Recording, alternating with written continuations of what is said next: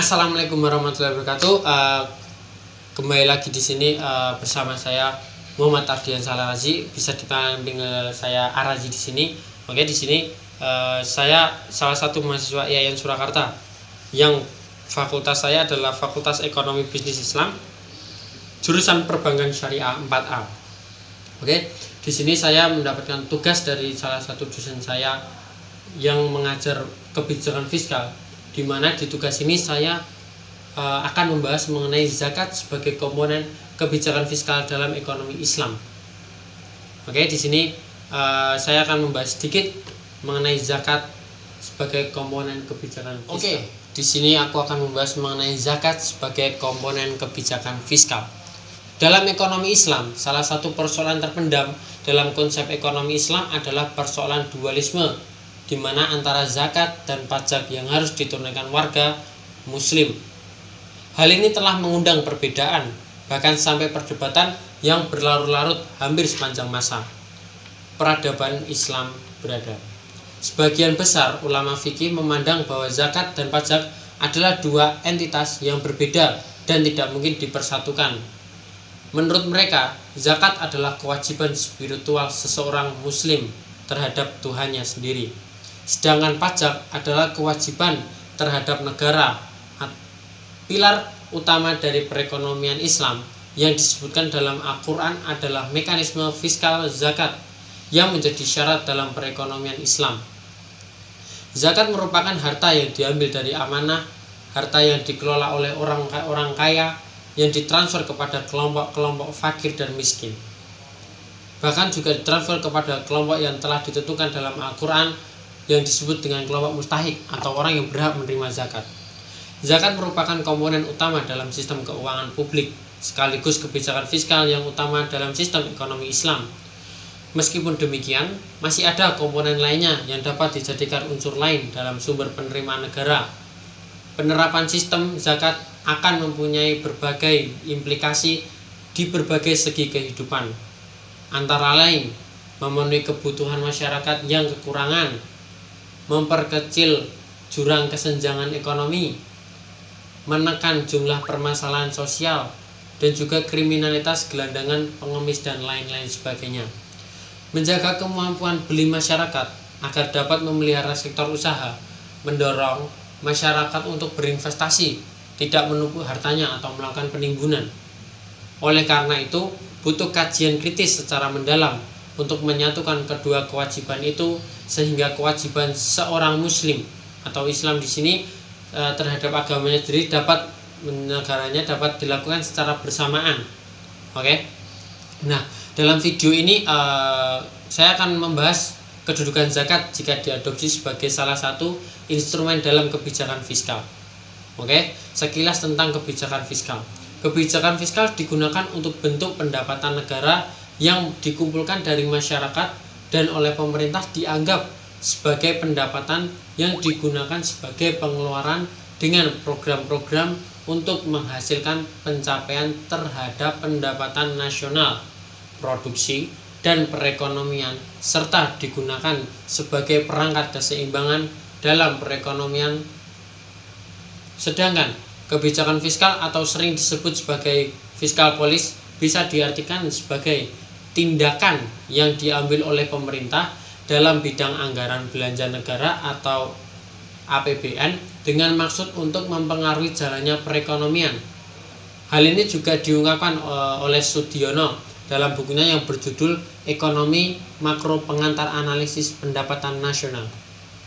Kebijakan fiskal menjadi salah satu faktor yang membentuk arah ekonomi dengan 3 tujuan utama di dalamnya, yaitu tujuan yang pertama untuk mencapai tingkat pertumbuhan ekonomi yang tinggi, tujuan yang kedua mencapai tingkat pekerjaan yang tinggi, dan tujuan yang ketiga menstabilkan ekonomi dengan mengurangi dampak fluktuasi dalam perekonomiannya.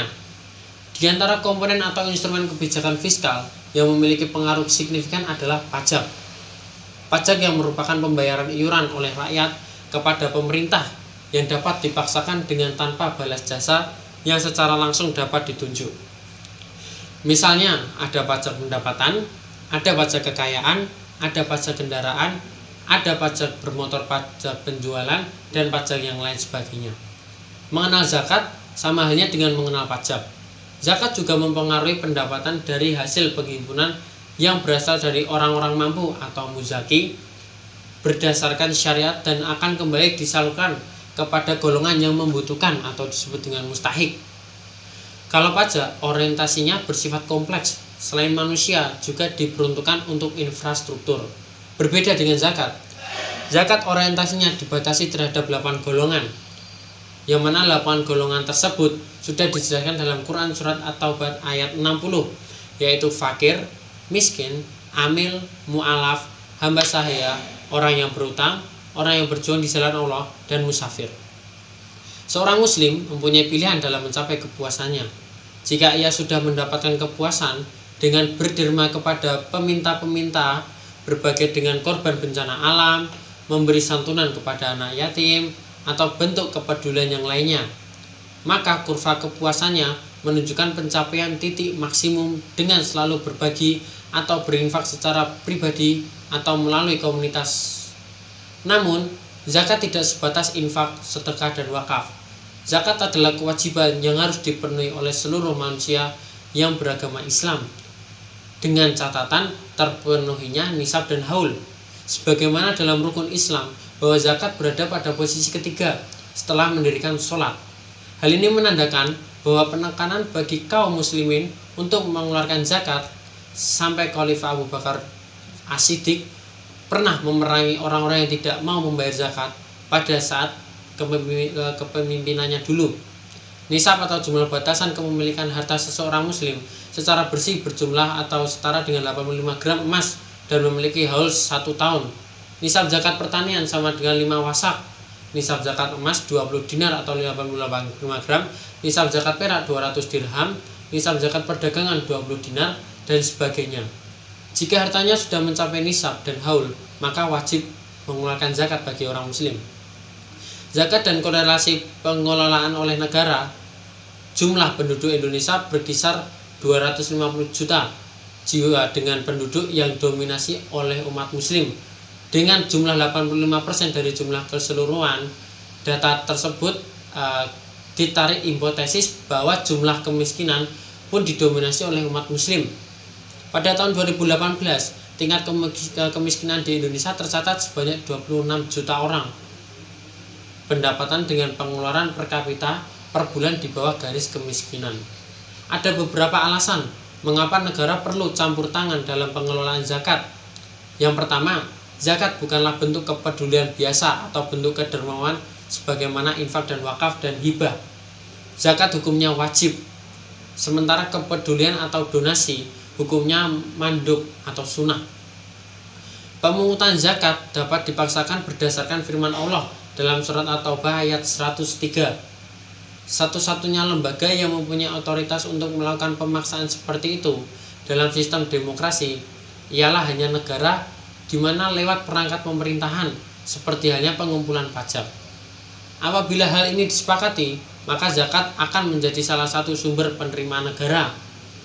Yang kedua, potensi dana zakat yang mestinya terkumpulkan ternyata tidak sebanding dengan hasil yang didapatkan. Menurut penelitian IPB dan Basnas, bahwa potensi zakat mampu mencapai 217 triliun. Indonesia Zakat dan Development Report 2012. Sedangkan yang terhimpun sampai saat ini baru sekitar 6 triliun atau 2% dari potensi yang ada. Dan lagi-lagi, potensi ini akan tercapai jika pemerintah ikut berperan di dalamnya. Oke. Yang ketiga, zakat mempunyai potensi untuk turun membantu pencapaian sasaran pembangunan nasional.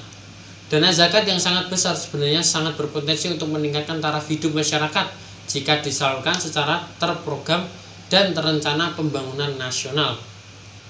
Yang keempat, memberikan kontrol kepada pengelola negara. Salah satunya penyakit yang masih menggerogoti keuangan Indonesia dan negara-negara muslim yang lainnya adalah tindakan korupsi atau penyalahgunaan keuangan negara. Padahal sebagian besar pengelola negara ini mengaku beragama Islam. Tapi mengapa mereka menyalahgunakan ini? Yaitu antara lain disebabkan oleh lemahnya iman menghadapi godaan untuk korupsi. Oke, masuknya dana zakat ke dalam perbera negara diharapkan akan menyadarkan bahwa di antara uang yang dikorupsi itu terdapat dana zakat yang tidak sepantasnya dikorupsi juga. Banyak lagi alasan mengapa zakat perlu berintegrasi ke dalam sistem fiskal negara. Meskipun demikian, ada beberapa pertanyaan atau bahkan keberatan terhadap asumsi ini. Hal ini antara lain dikarenakan sudah terlalu lamanya zakat terpisah dari sistem negara dan juga menjadi urusan masing-masing pribadi umat muslim. Suatu keniscayaan zakat sebagai instrumen kebijakan fiskal akan terwujud jika pemerintah betul-betul menyadari hakikat dan orientasi kewajiban zakat ini. Mungkin negara ini perlu bercermin kepada sejarah bahwa Islam datang memberikan solusi dalam mengentaskan kemiskinan dengan zakat. Zakat di era Rasulullah SAW dulu merupakan salah satu instrumen kebijakan fiskal dengan tujuan umat muslim mendapatkan kehidupan yang sejahtera.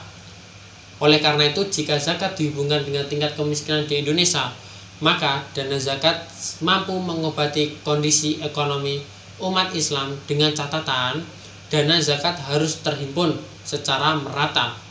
Suatu negeri akan mendapatkan kesejahteraan bila masyarakat yang mendiaminya merasakan kesejahteraan pula, bahkan juga merasakan kedamaian.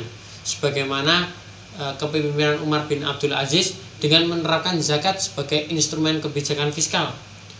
Indonesia sangat berpotensi mengimplementasikan zakat sebagai pendapatan yang akan disalurkan kepada mereka yang terpuruk dengan kemiskinan, apalagi Indonesia didiami oleh kebanyakan umat Islam di dalamnya.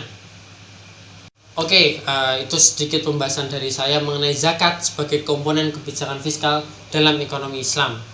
Saya di sini jujur juga masih belajar mengenai zakat sebagai kebijakan fiskal di sini, tapi saya harapkan dari yang saya sampaikan di sini teman-teman juga bisa belajar sedikit mengenai materi yang sudah saya sampaikan seperti tadi, dan juga bila saya ada salah kata atau ibarat salah ilmu di sini bisa kalian komen di bawah, dan itu juga menjadi sarana belajar saya juga.